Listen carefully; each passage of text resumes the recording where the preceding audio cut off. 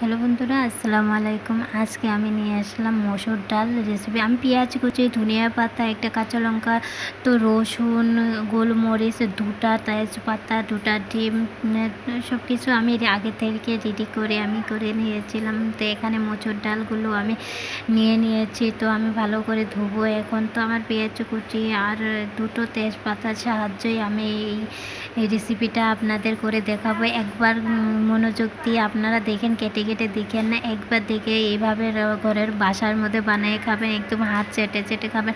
তো আমি এখানে ভালো করে আমি ধুয়ে নিলাম, দু তিনবার কচলে ধুলাম। এই রেসিপিটা যদি আপনারা ঘরের মধ্যে বানান, যে একবার মসুর ডাল তো সবার ঘরেই থাকে না, তাই না?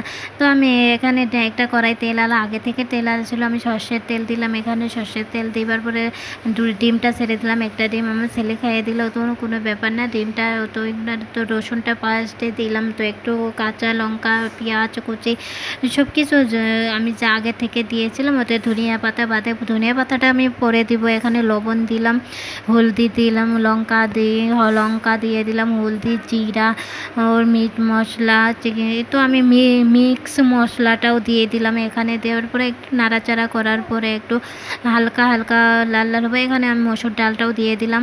দেওয়ার পরে আমি এখানে ঢেকে দেব। যে ঢেকে দেওয়ার পরে একটু লাল লাল বা ভাজা ভাজা হবে, তারপর আমি পানি দেব।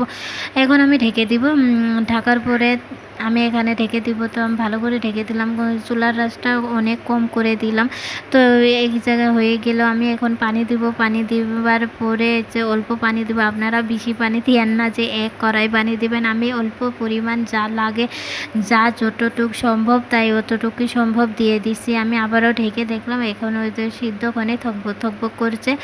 তো থকবক করে আমি অল্প ভালো করে নাড়া দেওয়ার জন্য চেষ্টা করলাম যে একটু গলা গলা। এখানে তো ওই যে হয়ে গেল, ডালটা সিদ্ধ হয়ে গেল। আমি ডিমটা 4 টুকরো করেছিলাম, তো 4 টুকরো করে আমি তার চারদিকে দিয়ে দিলাম। তো ধনিয়া পাতা কুচিটাও দিয়ে দিলাম। আর মরিচটা আমার একদম ফেভারিট, আর আমি মরিচটা খেতে অনেক ভালোবাসি। যে কোনো সবজিতেই আমার মরিচ আমি দিই।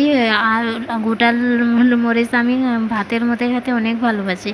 তো এই রেসিপিটা আপনি খাবেন তো আপনার রুমে এইভাবে একবার বানায় ট্রাই করে দেখেন, এত স্বাদ। আর মসুর ডাল কার না কার ঘরে থাকে।